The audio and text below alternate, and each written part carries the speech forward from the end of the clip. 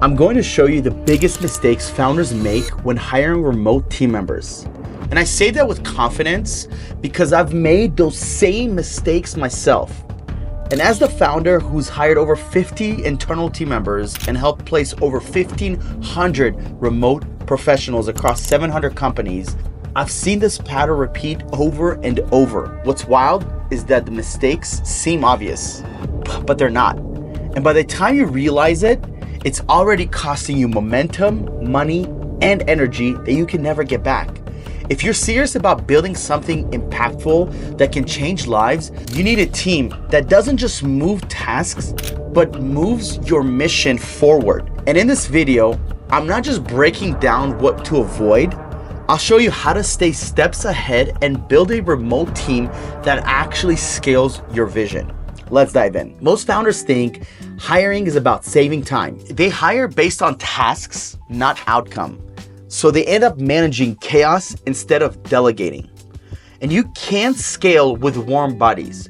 You need owned outcomes, right? So these founders and their managers, they're skipping onboarding. They're like, here's your login, figure it out. And the founders end up blaming the hire. But in reality, it is lack of system, because everything circulates around having a proper system. When you first get this hiring on board, you want to make sure that there's a proper onboarding in place for them to know what is the first day, the first week, the first month look like, what are the expectations, what is the day-to-day, what is my quote-unquote homework, what am I getting tracked on, how am I getting paid. There needs to be a full scope of things in that introduction day. And most founders don't have this. They don't have that system in place. Another thing founders do is that they don't hire for alignment, they hire for urgency. And this creates a lot of judgment and creates a lot of emotional hirings rather than an actual right role at the right time, right place. So what happens is a lot of founders need an appointment setter, and they probably needed this months ago. But now, instead of going through the right process and interviewing a few really good candidates, maybe some not the best candidates, but at least getting into that interviewing process, right? And you know, when I say interviewing, I mean the entire process, meaning these candidates have filled an application, they've submitted a video, they've submitted a resume, they've done a personality test and a skill test. And normally they get interviewed by someone on the team beforehand. But let's say that you don't have that many people, you're the first person, but they've done all this work prior, which qualifies them or disqualifies them, and you don't interview them. So they get on the interviews, but they only interview one or two people, and they don't love these people, right? And you don't have to fall in love. And when I say love, is that if this is not a hell yes, it is a hell no. You want a hell yeah hiring. You don't want to, I feel okay about him, right? Imagine getting married with someone and you're like, yeah, she's okay, you know, she's cool. It's like, man, you're marrying this girl, you know, spend the rest of your life with, and she's cool. That's crazy. You don't want that. You don't want that for your personal life. You definitely don't want that in your business life, right? So you don't want to hire based on an urgency. You want to hire based on alignment, and you always want to hire ahead of your curve. What I mean by that is ABH. Always be hiring, right? People always talk about ABC, always be closing. I love ABH, always be hiring. You should be interviewing people weeks and sometimes months before you actually end up hiring the person. And of course, crazy things happen in the business. People come and go. Someone quits abruptly. Something happens in their family. They leave. I totally understand that. When that happens, yes, you want to start hiring in an urgent matter, but you don't want to hire this person fast. You want to hire them in a faster pace potentially, but not just hire them fast, meaning you don't just interview one or two people. You still go through the process of interviewing 3 to 5 candidates that have gone through the process, that have been pre-vetted, ideally got interviewed by someone else, and then you schedule interviews with them, and then you learn if they are the right fit and they're exactly what you're looking for. If you want to see what an onboarding of a 7-figure company looks like, comment the word onboarding in this video, and I'll personally send you both our onboardings for the company and for the role. So I want you to think about this. What if hiring remotely actually gave you more clarity instead of problems? You always want to start with a clear outcome, not a task list, right? What does success look like in 30, 60, and 90 days? The most successful people predict the future of their company based on the people and the data they have. So why not become this? Why not become a person that's successful that can predict the future for your company? And of course, guys, not everything's going to be perfect 100% of the time. You guys already know this. However, there are certain things that we can predict. We can predict people's habits. if they are consistently late, they never hit KPIs, they're all over the place, they're probably going to continue having these problems unless they're urgently getting better and you can see them improving every single week. But if you've had them for many weeks and their same patterns repeat, they're probably not the right fit.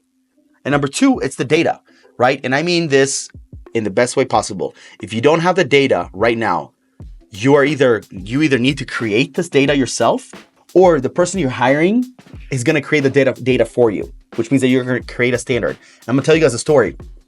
A few years ago, we had trouble finding a really good recruiter. And the first recruiter we brought on was very mediocre. But because I didn't have a standard and I couldn't show him exactly what I expect, it was like a dream. And then I had a recruiter finally that was doing a little bit better. And I was like, okay, this guy's a little bit better. He's finding me better candidates. And then I remember this vividly. The third recruiter I hired, shout out to Juan Castro. He's no longer working with us, but he was the first recruiter that gave me true hope of what the position can actually look like. And I was like, oh my God, this is exactly what I'm looking for. And today, big shout out to Mohammed. He's our top recruiter and he gets between 20 to 30 hires per month with his candidates because he was able to elevate the standard that we have here and he was able to really master the skill set of what it's like to be a recruiter. And I created the standard through him because I was not a recruiter myself and I was doing all this other stuff in the company, creating content and sales and appointment setting and whatever the heck it is. I wasn't really doing as much recruiting, and we were doing recruiting. Obviously, we were already hiring hundreds of people a year. We didn't have a standard. So I needed to create a standard with this person. And I don't recommend that. If I can go back, I would have done the recruiting myself for at least 1 to 2 weeks, maybe even up to a month. I would have created my own KPIs. And now when I hire this person, I have a standard to create. So if you don't have the standard and the data, you're either going to need to do it yourself or hire someone and build it with them. And you better hope and pray they're good, because if they're mediocre, you're going to get mediocre results and you have nothing to base off whether they should do better or not, because they are the best ones you have right now and you don't have any other data to prove it otherwise. So as we wrap up this video, I want to talk about the biggest mistake I made, because I'm giving you some value here, but I want to make sure that I hit on the point of why you guys clicked here. The biggest mistake I made as a CEO, this was last year, is that I overhired. I overestimated how much work and how much growth we're going to have, and I underestimated how many people I actually need to have it. And I built a company at one point based on people, not based on systems. I scaled with people way too quickly. And the hardest part was that I cut really good people in 1 month this year, right? So in February, I cut I think it was 12 or 13 people because we were literally over hiring. And a lot of them, I mean, they're here and they love working for us, of course. However, it was literally hurting the company and our margins took a massive hit. And at the end of the day, you don't want to have a company that is not profitable unless you're running a SaaS company and you're, raising capital elsewhere. But if you're running a service-based company or agency, real estate company, you want to be profitable 100%. And one of the number one ways to avoid getting overhired is asking yourself, is this person in my company doing multiple roles, or is he just doing one thing and it's very okay, right? And what I mean by that is, your people that you're hiring in the beginning are so crucial and so critical for your company because they are the foundation, and they're not only just the foundation of your company, but they're the ones you're going to build your culture through, and they are basically part owners of your company without getting equity. Maybe one day, if you get big enough, they might become equity owners, and you want to think like that, because if you truly want to build a 7, 8-figure, maybe even 9-figure company, you want to think that, hey, all these guys that own multiple 7, 8-figure companies, none of them own 100% of them. Very, very, very, very rarely. It's usually there's business partners and then there's minority owners, right? And a lot of them are workers. Like we actually have a girl on a team that has a percentage of our company, of our platform, which is pretty cool because she's basically an owner of the company. So why is that important? Is because in the beginning, as a startup, every single person is going to do multiple jobs, right? The CEO is going to do multiple jobs, the COO is going to do multiple jobs, and then everybody else on your team, right? My appointment setter doesn't just call and set appointments. She also texts, and she also sets emails, and she also does triage calls, and she also follows up, and she calls our list, and she sends emails, and she replies to everybody. But yes, her main thing is setting appointments, sure, but that's not all she does every single day. In terms of there's other things that I want her to do throughout the day. They're going to be productive. They're going to move the needle forward. Sometimes, a few hours a week, she actually spends hours training with a mentorship program that we actually paid for. I'd love for that, because I'd love for her to do that, because guess what? She gets to actually learn and utilize a lot of this experience and use this with us, because at the end of the day, what you learn is going to directly affect your day-to-day, especially your role, especially a sales role, like an appointment setter role. So that's one thing. Another thing is you want to make sure that you're hiring people that have great leadership capabilities in the beginning, but also are very versatile in their skill sets. So many people hire people who are only good at one thing, and it's okay to a certain degree. Yes, like you want them to be really good at one thing, but as a startup, you need people to be diverse in terms of their skill sets, right? I don't want a closer that, if he only knows how to close, that's good, but like I also want him to know how to follow up.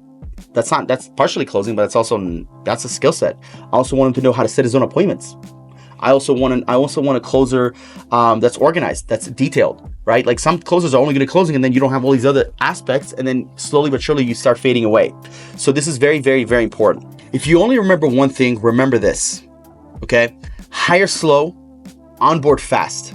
Speed in the wrong phases creates expensive mistakes. And here's how to set the right pace. Treat your first hire like your first investor. They either multiply your vision or dilute it. So an example of this is actually our very first client who became one of my close friends today, Mr. Eric Fosnat. Shout out to Eric, who's hired over 30 team members from us at this point, which is amazing. And today even messaged me about one of his team members who moved to Florida and is making American dollars as a remote Latina, which is pretty cool because she was a girl from either Colombia or Mexico. And because she was able to level up and provide so much value to his company, she was able to get paid more and obviously now make the move to Florida, which is unbelievably awesome.